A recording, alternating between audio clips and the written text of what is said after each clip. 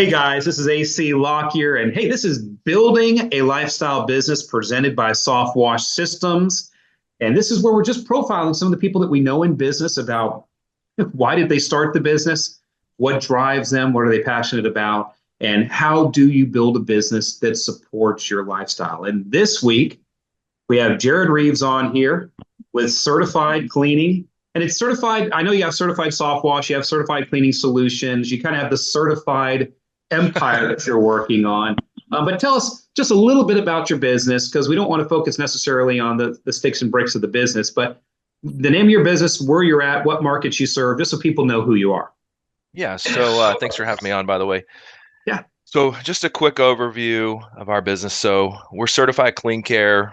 We got started back in 1992. I started in 2007. And so, wow, it's been 17 years now, I guess, that I've been a part of this organization. We now serve Augusta, Georgia, Knoxville, Tennessee, obviously the Atlanta market from our main hub in Athens, Georgia.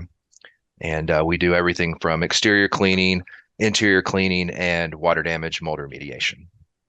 Yeah. So you've got it pretty much covered. And what was the first thing that you really initially started doing? What was your first Oh, service? yeah, our bread and butter was carpet cleaning, carpet and Mhm. upholstery cleaning. Yeah. So you come from that. That's your heritage is carpet and upholstery. Oh, yeah. Yeah, the podcast just before you last week was a gentleman from the UK, Jonathan Little, and his background, his heritage was window cleaning. So it seems like a lot of us have a heritage that we come from. Yeah, no doubt. So tell us a little bit about yourself and your family, what you're passionate about. You know, why are you living this life on this earth? That's a great question. So a little bit about my family. So, um, interesting life growing up. I grew up in a house, some of the best parents you could have. All of my siblings were adopted. Hmm. And my birth mom, actually, her story is pretty interesting. She was 15 when she had me and then put me up for adoption with a family in Georgia. And so I'd be in Kansas City, Missouri, I guess, if I hadn't been adopted. So it's an interesting outcome. But so grew up here, grew up in Georgia, um, ended up meeting my wife. We met in high school and got married in college, or as we were starting college, and we're about to have our fifth baby actually on the 10th of April. Well, congratulations. So yeah, it's we've got a beautiful family. So we'll have a newborn all the way through an 8-year-old and three boys and two girls at the end of the day. So that's our joy is our family that we're building. We still have family nearby as far as some grandparents and things like that, and cousins out west. We go out to Tucson and California to visit some cousins out that way. So we've got a great family.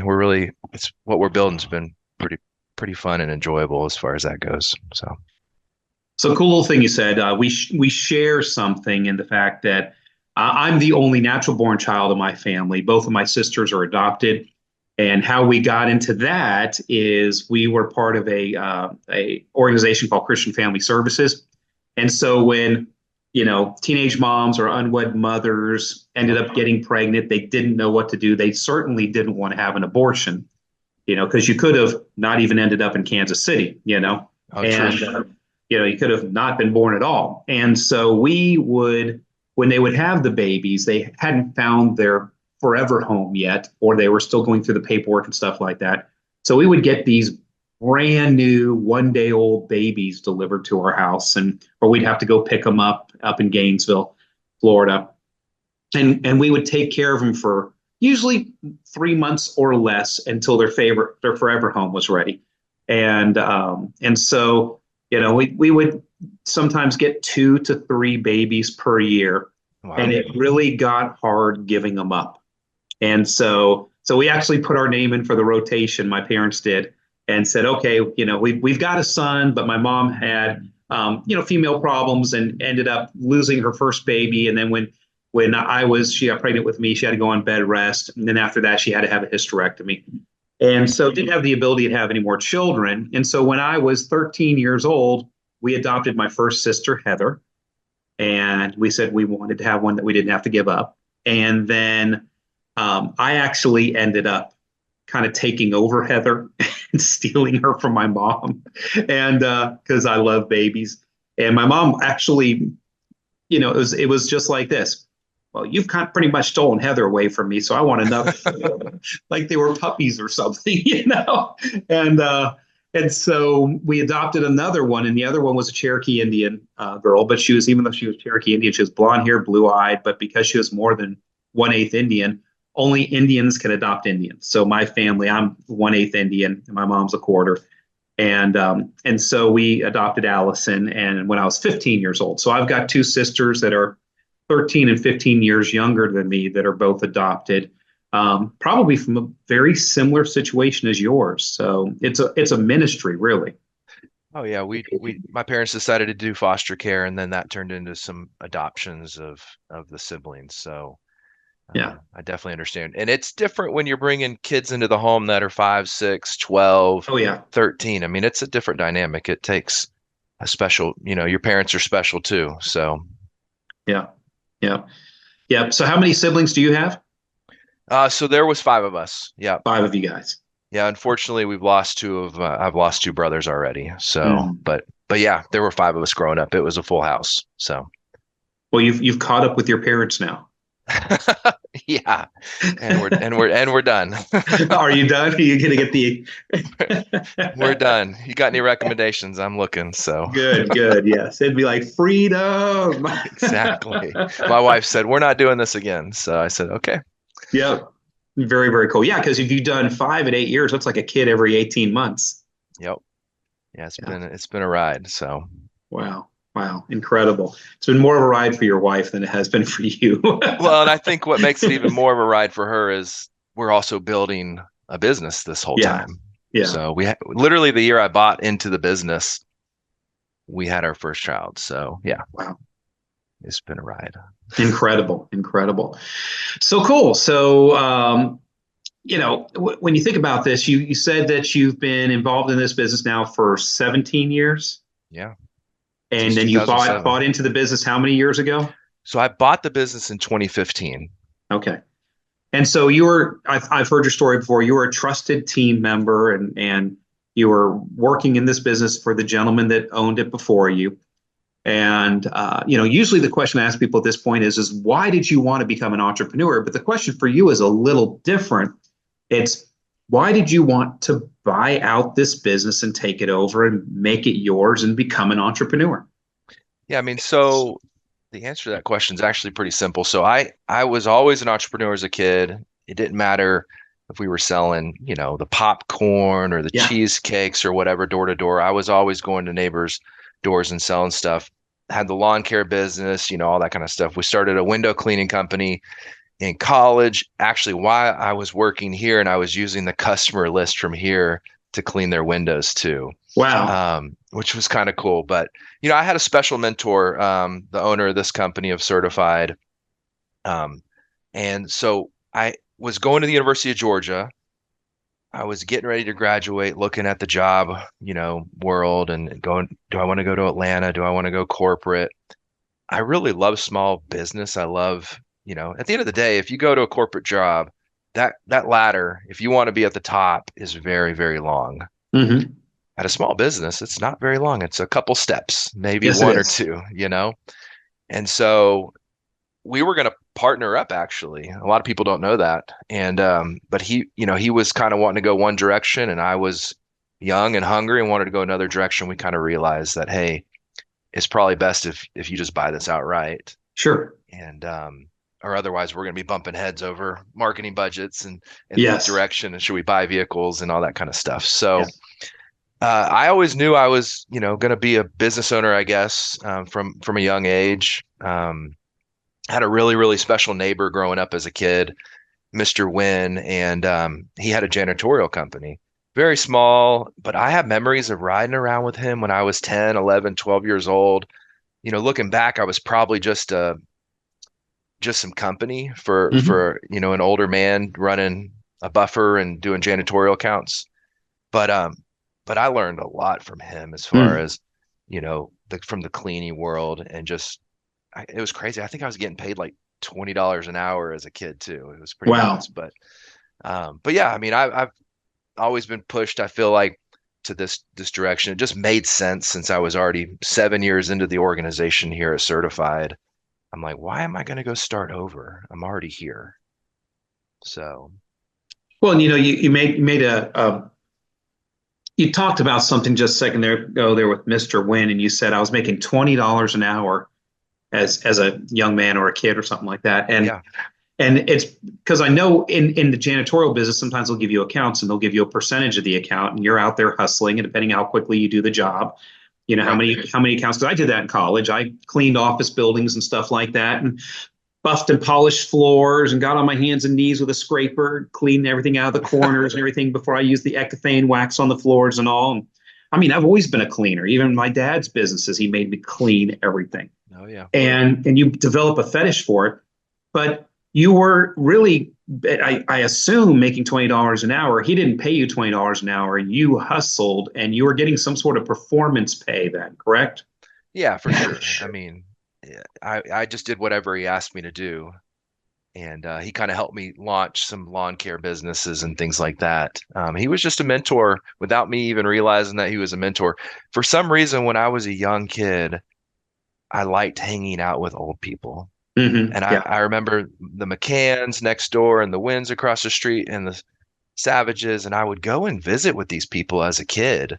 And just, I love soaking up their stories and their experiences and stuff, which, maybe that's kind of weird as a young kid, but I really enjoyed it. So, Well, it's certainly something you should put on a resume because it does make you different.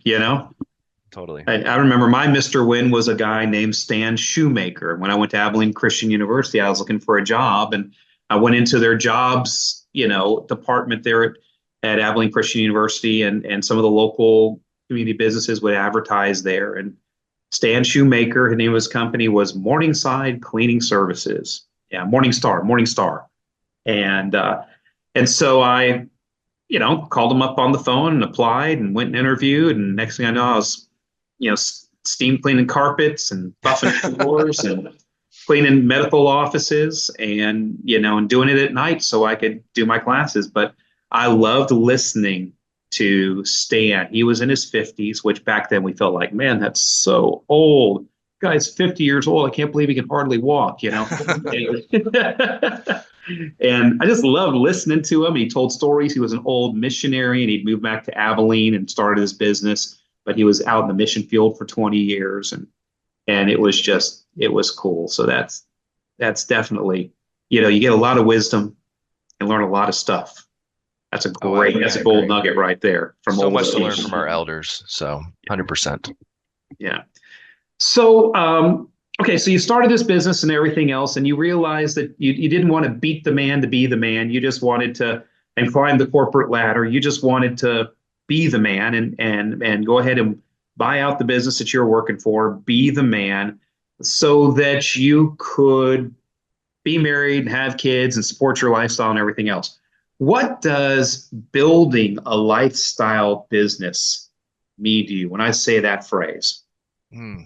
Okay, a lifestyle business. So I'm one of the people who I don't think, at least I'm not good at it. I don't really know if I believe in a balanced life. Mhm. I think, especially for me, I'm all in at whatever I'm doing. Right. And everything you pay consequences and you pay prices for everything. I am trying to balance I just was texting my wife before we got on about balancing since she's very close to having a baby, and I'm like, hey, do you think I can sneak away for this conference over here? And she's like, I can't believe you're even asking that. And I'm going, yeah, okay, I'm not going. I'm sorry. You going to Um, Nashville next week? I am not going. I would love to, but I'm not going. So I better not miss a birth. So No. but at the end of the day, lifestyle business for me. So I'm a big believer. I want everybody to win. I don't, I've always had a mindset of there's plenty of business to go around. There's plenty of money to go around. We just have to go out and pick it up. And so, for me to be able to do what I want, when I want, with who I want Mm. is what that lifestyle business means to me. Now, do I actually know what I want to do? Probably not. I'm pretty simple. I play indoor soccer. I play ice hockey. I play paintball once a month.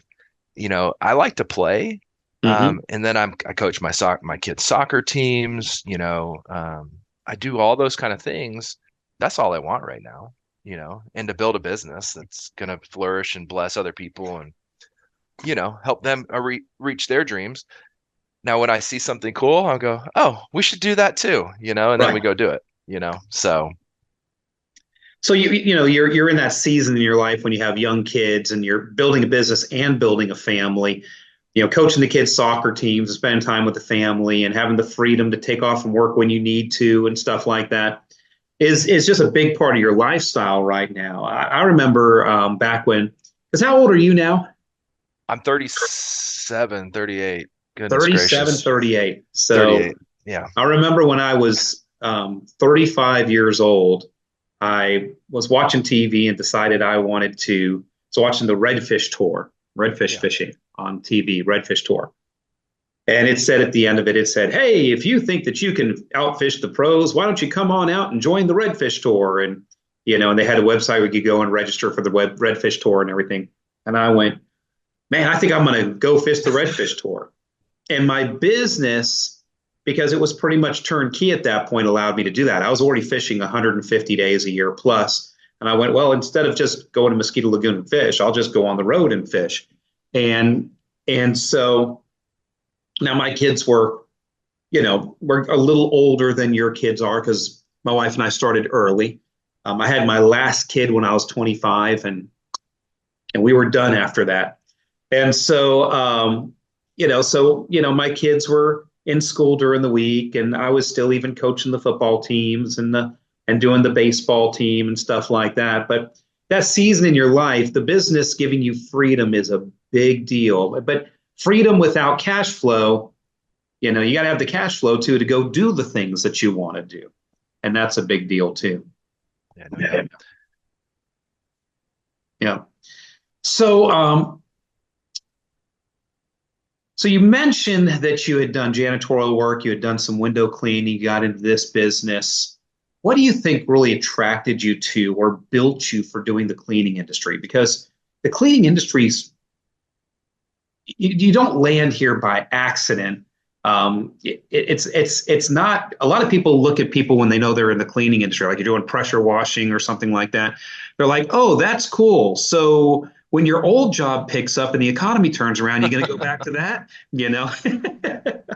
You've probably heard some of those comments over the years. I mean, my mindset, I've always wanted to be a white collar and a blue collar industry. Right. And Amen. so I don't, Amen. yeah, I mean, I want to be the most professional company with the best processes and products and systems and all those things and the best customer experience Hmm. and get paid like we're white collar people. And so because you know how it is. I mean, heck, there's signs everywhere, right? You got these little bandit signs and people charging for $99 whole house for whatever. I mean, you name it, they're doing it.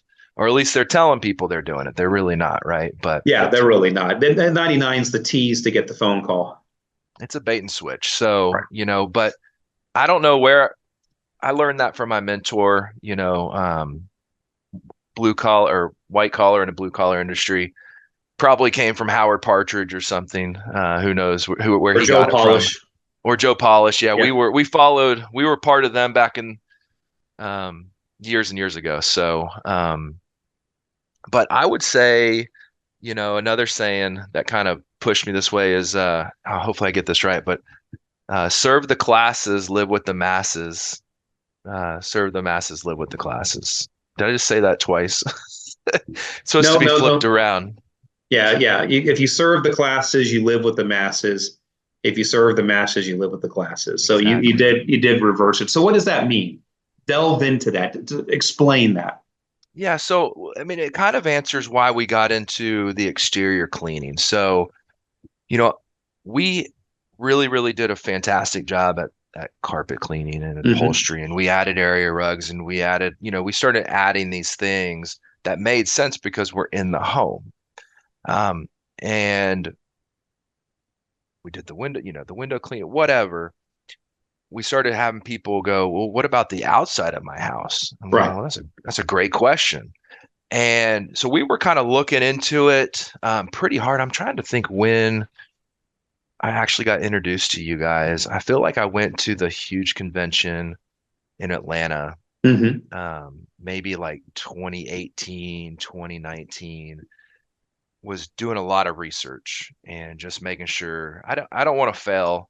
I'm not afraid to fail, but if I can say, I don't want to waste cash if I don't have to, Right. or learn Sure. hard lessons. So um, ended up COVID happened, and I already knew what we needed to do. We watched our interior business just literally overnight disappear, right? Because I mean, people were told to stay home and don't go anywhere, so no need to have us over. And people were afraid, and the whole story. So I'm watching exterior cleaning companies just kind of have a great time. And I'm going, all right, we're missing something. I already know who we need to go with. Let's just go ahead and pull the trigger. So Yeah. I feel like we kind of pulled that trigger. I mean, who knows how long COVID officially lasted, but we pulled that trigger sometime during COVID to join up with you guys. So And so, if we do stop and talk about soft wash systems just a little bit, because yeah, this we don't really want this to be about soft wash systems, but it is sponsored sure. by soft wash systems. What were the things that attracted you to soft wash systems? Okay. So, I mean, the quickest answer, I wanted to get into exterior cleaning. I did not want to get into exterior cleaning. Yeah. Okay. You wanted it ready built for you. I needed to be able to join a system in an organization that could have technicians prepared and ready to clean because I have gotten I'm trying to stop being the bottleneck for the business. Hmm. You know, if I owned a, I mean, if we owned a restaurant in Atlanta and the chef quit, are we the best people to go in and start cooking people's food? No. We No. need to go out there and hire another chef, right? And so, but when you have been a carpet cleaner, so for instance, with me, I was the carpet cleaner. I was a lead technician for years, and I, did a fantastic job. And so when issues would arise in the carpet world on that side of the business, guess who would go out and fix it? It Oh yeah, was me. because it's I so don't, pleasing. yeah, I didn't want to do that with soft wash. Right. So I said, hey, I'm going to do something where I'm really not going to learn much technically. Like I know Hmm. enough to be able to hold, I know enough, but I didn't want to really be the guy that could go fix it. Hmm. And soft wash checked that box for us. So when you say go fix it, what are some of the scenarios that you're talking about? I mean, just as simple as a guy calls out, I'm not jumping on the truck and going and cleaning. I'm not that guy. If you want it to be a bad experience, let me go. But we're not going to have a bad experience. Hmm. So we let our territory manager fill that spot, or whatever. So that's really what I mean by that is um, besides our Discovery soft wash, I have not been on a soft wash job to clean. I don't say that to brag. I say that my mission with joining this organization was not to be that person. So what are some of the tools the soft wash systems has in place that helps you deploy crews and manage the workflow and all that stuff? Just talk about that for a moment, Sure. because what are those ready baked solutions that are there? I mean, it comes down to training. If guys don't know where and how to get trained on something, they're not going to be successful. So the e-learning platform, if I can throw that out there, was something that we needed. We needed the systems. I didn't want to go out there and, anybody can go out there and put systems together, but I didn't want to recreate the wheel. Right. And how long is it going to take me to build that? Right. I mean, how Right. long did it take you to build your systems out? You took time, you took resources. And so, And we're I still not done. We're coming up with new stuff all the time, and we're 33 100%. years in. Exactly. Yeah. Exactly. So that was really why we joined, um, Softwash Systems is I wanted to have systems already in place because I didn't know. I didn't know. After all, our name is Soft Wash. Exactly. The Exactly. first person, I didn't even name it that. My original company was called Mallard Systems. And when I realized I'm not even the guy that named soft washing, I didn't invent it, but I really developed soft washing. There's another guy up in Tallahassee, Florida. His name's Tim Asselton, and he owns Seminole Soft Wash up there. And he was the first one to call it soft washing. And I was like, oh my gosh, that's genius.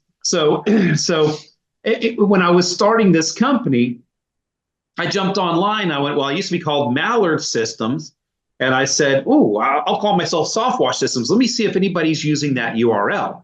So I typed it into the computer, softwashsystems.com. Nobody was using it. So I bought it. And so, because I was Mallard Systems, I was now, when we started the business to put people in the business, became Softwash Systems. Right. Well, it was Steve Blythe with Jay Racenstein. Because you've got a window cleaning heritage, you know who Jay Racenstein is. Sure. Oh, yeah. And big window cleaning supply company. I remember when I had my cleaning company, we used to buy stuff from Jay Racenstein. And so he's become a big mentor of mine, of course, handles the Soft Wash Systems products, helped me with launching the business, because we were little. And then he said, hey, I'm going to put your products in my catalog. And then we kind of blew up from there. Right. He looked at me one day and said, after all, your name is Soft Wash Systems. And I was just like, oh, dang, I didn't even look at it. And it was just funny. But, another guy that's 10 years older than me that I hang out with, to go full circle to back what you said in the beginning, those mentors that are just a little older than you, that have been through life, that have already, maneuvered the obstacles and everything. And, I love Steve. It's funny. He was born in September. I was born in September. He's got a redheaded son. I've got a redheaded son. His wife's name is Karen. My wife's name is Karen. It's just funny. And so I call him my brother from another mother, because we both love Mustangs and old cars. And, it's just like, we're just carbon copies almost of each other. That's and awesome. It's just 10 incredible. Years apart. Yeah. 10 years apart. Yeah. The lead guitarist in my band was 10 years older than me. Actually, he was older now. I think he's 18 years older than me. Everybody I, hung out with, was 10 years older than me. Buddy Roy Reed, Kevin Hypes, everybody. Dan Holland, my CEO of Drop It International, who was my pastor for 25 years, brought him into our organization. He's 10 years older than me. And so, there's a lot of wisdom in what you said earlier on that, for sure. Yeah. Well, what is age anyways? It's just a number. So it's just a number. That's right. We're all. And so, okay, so you're on this ride and everything else. Where do you go from here? Go ahead and, because I know you got these BHAG goals, big, hairy, audacious goals and everything else. Share with us some of the things that you're wanting to do, what you're wanting to achieve, and where does it take you to help you achieve your life's goals and dreams and take care of your family? Yeah, no, that's a great question. So this is something I've been pondering lately. So we're in, we're in this mindset. Let's see how big we can grow, and still keep everything together, right? We don't want the wheels falling off. I remember we were coming back home from St. Louis as a kid, and I looked out the window, and our trailer tire was going faster than our vehicle, and we had to pull over. Anyways, that was a whole debacle. But we want to keep all the wheels on the bus, and but I just want to see how much impact can we have. I think that as an entrepreneur, you just enjoy building. Like you said, it's kind of like a hobby, right? I mean, I was here last night from 9 to 11 o'clock. It doesn't feel like working to me. I didn't have time to get everything done I needed to yesterday. And then I had other obligations. I had a soccer game last night, and then check on my wife. And then I'm going into the office for a little bit. And, so we have these big goals, and we're trying to figure out how to get to it. So, we're talking, like, we set a goal of 55 million. It's actually my hockey number. It's a terrible goal. I'm not going to be upset if we don't get there. I'm not going to be, but we have something to shoot for. And so we've set, our 3-year goal, our 10-year goal, all these things and how we're going to get there. We're doing it through acquisitions right now. It's kind of where I'm focused. Right.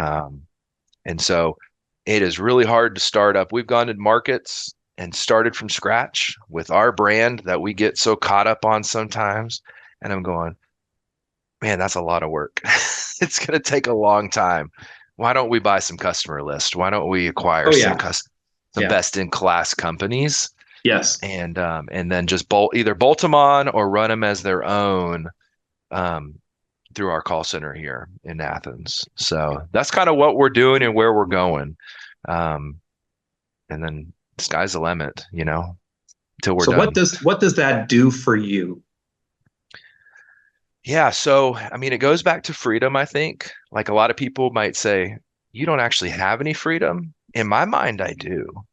Um, because I'm learning how to be a better leader as far as giving people opportunities inside my organization. I'm not the smartest guy in the room. Right. And honestly, when I think back to like college or and group projects, it's funny. I was the guy that got up and like presented. Nobody Hmm. wanted to get up in front of the class and present. I'm like, I don't have to write the paper. I don't have to do the research. I'll get up and present. Right. Sure. I love doing that. And so, making sure we have people, there's people that are better at different things, right? Getting everybody in the right seat on the bus. And so, um, I'm just learning to play to my strength now and let my team members play to their strength because that's the only way we're going to get to where we're going. And I'll be happy that we're going, you know? Playing to your strength is important. It took me 40 years to figure that out. So you're a little bit ahead of me on that. So it will bless you incredibly when you figure out, yeah, I'm dumb here, I'm smart here. Let me just go this way. Let me hire the people to do this stuff over here that I just suck at, and I'll play to my strengths. I mean, But it I'm going to amazes me ask, every day. It yeah, amazes me there's people that want to be accountants, right? I'm like, I hate it. I hate that stuff. they sound like the Count on Sesame Street. One banjo fitting, two. Exactly. It's like, oh, you Exactly. kidding me? So I'll ask you again though, because I know you're like me, workaholic entrepreneur. Okay. You love going into work every day. Sure. You love the process of growing the business. Your business is your hobby. But where does it get you in life? What is your life goal? My life goal. Um, I mean, at the end of the day, it gets me my goal. A lot of people are you asking what I'm going to do with the business eventually? Is that what I'm hearing or No, no, no, no, no. okay, Remember, okay. the business is the engine to drive Sure. your lifestyle, which is your boat. Okay. And so you've decided where you want your kids to go to school Sure. and what kind of house you want to live in and what kind of lifestyle you want to have and what Right. kind of clothes you want to buy for your wife, what kind of purse you want to put on her arm, how much money you want to give to the church, what Sure. ministries you want to support, all those types of things. The Yeah, no. non-business answer, what is the legacy you want to leave behind this earth except for a clean spot? Yeah, no, that's fair. So, yeah, so we want to be able to go on like mission trips, get the kids set up, all the things that, you know, I grew up in a family. My dad was an eighth grade science teacher. Mm-hmm. We were poor. You're I will poor. tell you this, we didn't know we were poor because we Yeah, were outside playing in the creek. that's right. But You had but a creek? oh, Man, I how lived on lucky were Crooked Creek you? Road. Yeah, we had a Oh, creek. geez. You are so rich. We, Yeah. but and granted, it's not like I want to just give my kids uh whatever they want. We just had a fun experience at Publix the other day. Our kids are getting allowance for doing chores, Hmm. and she was in line. The poor people behind us, I'm like, look, we're teaching our daughter how to count up $6.52. And she thought she had enough money. She didn't have enough money. So and she's counting all the pennies. I'm like, you only have pennies, really? I'm like, oh my gosh. So, but at the end of the day, we want to be able to give back, whether that be coaching, bring in, people into our home to share the gospel or whatever where we're at. If we either you go somewhere to share the gospel or you share it at your home, right? So, whatever is called at that time for us personally. That's really what we want to be able to do. Just to have that freedom to choose, where we're going to give our time. Because that's all, like I said, I believe money is infinite. There's more than enough of it to go around. Time is not. Yeah. Right. Money is easy. Time is not. We only have so much time. So 168 hours a week. Exactly. So just getting as much bang for our buck for what our impact will be. So that's awesome. Well, man, this has been great. I'm just loving watching you grow, and you're a neat guy. Excited about your new baby coming. That's very cool. And we're blessed to have you as a licensed affiliate with Softwash Systems. So thank you for spending the time with us today. Yeah, of course. Thanks for having me. Awesome. Well, guys, it's Jared Reeves with Certified, and what's the actual title of the company? Certified. Right now, we're certified Softwash, but certified Softwash. Yeah, Certified Clean Care is another division. Another division, yeah. With Certified Softwash, guys, these are great stories. Remember, you're not just building your business, become a slave to your business, as Howard Partridge would say. You're building your business to be an engine to support your lifestyle, and we want to make sure that you build a business that's appropriate for driving that lifestyle. It doesn't take you over, and some people are really driven like Jared and myself, and we don't even know why we've stuck the number up in the air that we've stuck, But some of you guys are just like, man, if I could just build a $500,000 business and get $100,000 a year paycheck, or if I could build $1 million business, get 150, or a $3 million business and get $200,000 a year, I'd just be the happiest guy in the world if I had X. Sometimes you really got to sit down and focus on what X is, okay? Because you have to find out the end to develop the business. So what are you trying to get in the end? And that will tell you what size business you need to have. So thanks, Jared. I appreciate you, man. Thank you so much, AC. All right, guys. This is AC Lockyer with Softwash Systems with building a lifestyle business. Guys, go forth and prosper.